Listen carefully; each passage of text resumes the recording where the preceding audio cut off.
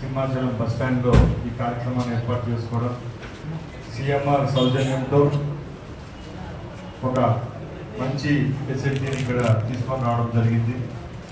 ముఖ్యంగా భక్తులు ఎక్కువగా తిరిగే ఈ బస్ స్టాండ్లో ఈ ఆవరణంలో సీసీ కెమెరాల యొక్క ప్రాముఖ్యత మీ అందరికీ తెలుసు. అది వాళ్ళు ఇక్కడ దాతలుగా వచ్చి ఇక్కడ ఏర్పాటు చేయడం చాలా సంతోషం.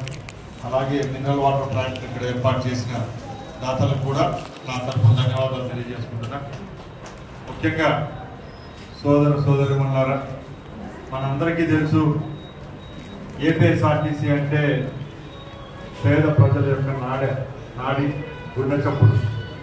ఎందుకంటే గత 10-15 సంవత్సరాల్లో రాష్ట్రంలోనే అలాగే భారతదేశంలో పెను మార్పులు రావడం, ఈరోజు ఆటోలు అలాగే ప్రైవేటు వాహనాల వాటితో కొంచెం పక్షపాతించే తప్పక గత 45 సంవత్సరాల నుంచి ఏపీఎస్ఆర్టీసీ బస్సుకు ఆంధ్ర రాష్ట్ర ప్రజల యొక్క గుండెలో ఉన్న స్థానం మనందరికీ తెలుసు.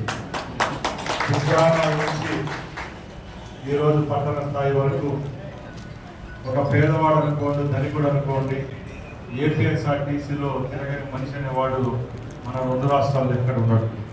ప్రతి ఒక్క వారి యొక్క జీవనం ఏపీఎస్ఆర్టీసీ ముడిపడి, అలాంటి ఏపీఎస్ఆర్టీసీని ఈరోజు కూటమి ప్రభుత్వం నాయకులైన మన ముఖ్యమంత్రి చంద్రబాబు నాయుడు గారు దీన్ని అభివృద్ధి పదంలో నడిపించడానికి, దీని ఉనికిని ఎక్కడా కోల్పోకుండా రేపు రాబోయే కాలంలో చిరస్మరణీయంగా ఏపీఎస్ఆర్టీసీ అభివృద్ధి పదంలో నడిపించేదానికి గత 13 నెలల నుంచి ఎన్నో చర్యలు తీసుకోవడం జరిగింది.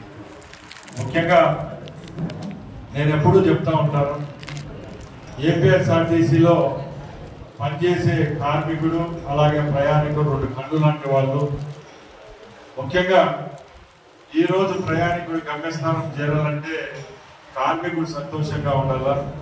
కార్మికుడు కంట్లో నీళ్ళు వస్తే ఏ సంస్థ ముందుకెళ్ళదు. ఈ ఉన్నత లక్ష్యంతోనే ఈరోజు ఏపీఎస్ఆర్టీసీ యాజమాన్యమైన ప్రభుత్వమైన మీకోసం పనిచేస్తూ ఉంది. దానిలో భాగంగానే ఈ 13 నెలల్లో మా శక్తికి మించి కొన్ని కార్యక్రమాలు కూడా చేపట్టడం జరిగింది. దానిలో భాగంగానే నైట్ అవుట్ అలవెన్సుల విషయంలో రాజీ పడకుండా గత ప్రభుత్వంలో పెండింగ్ ఉన్న నైట్ అవుట్ అలవెన్సులు కూడా 150 రూపాయలకు పెంచి ఈరోజు ఈ రాష్ట్రంలో మీ అందరి కోసం ఏపీఎస్ఆర్టీసీ యాజమాన్యం అలాగే ప్రభుత్వం చర్యలు తీసుకుంది. అలాగే ఆన్కాల్ డ్రైవర్స్కు 800 రూపాయల జీతం ఉంటే రోజుకు దాన్ని 1000 రూపాయలు చేయడం జరిగింది.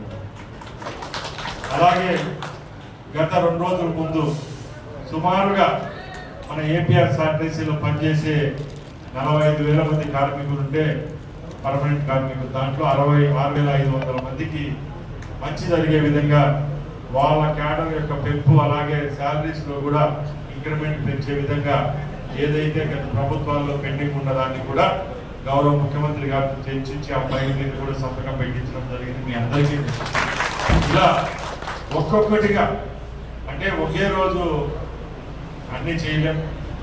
ఈ ప్రభుత్వం ఏర్పాటైన ఈ 12-13 నెలల్లోనే మా శక్తికి తగినట్టు ఈ కార్యక్రమాలు చేపట్టడం జరిగింది. గత ప్రభుత్వంలో ఆడంబరంగా ఏపీఎస్ఆర్టీసీని ప్రభుత్వంలో విలీనం చేయడం జరిగింది. మీ అందరికీ తెలుసు, ఒక సంస్థను ప్రభుత్వం ఆధీనంలోకి పూర్తిగా తీసుకునేటప్పుడు అక్కడ వచ్చే సమస్యలు లేవనెత్తుతాయి. ఆ టెక్నికల్ సమస్యను అధిగమించలేదు ఆ రోజు. ఈరోజు గౌరవ ముఖ్యమంత్రి చంద్రబాబు నాయుడు గారి నాయకత్వంలో ఏపీఎస్ఆర్టీసీకి పునర్వైభవం తీసుకొని వచ్చేదానికి చర్యలు చేపడుతున్నాం. ముందు లేని విధంగా ఆ రోజు ఆ ప్రభుత్వంలో కార్మిక సంఘాల సోదరులు చాలా మంది ఇక్కడ ఉన్నారు. ఎంప్లాయీస్ యూనియన్ ఉంది, మజ్దూర్ యూనియన్ ఉంది, ఈఎన్టీఎస్ ఉంటుంది, చాలా మంది సోదరులు ఉన్నారు. నాకు కూడా ఈ ఆర్టీసీ గురించి కొంచెం నాలెడ్జ్ ఉంది. ఎందుకంటే గత 40 సంవత్సరాలుగా మా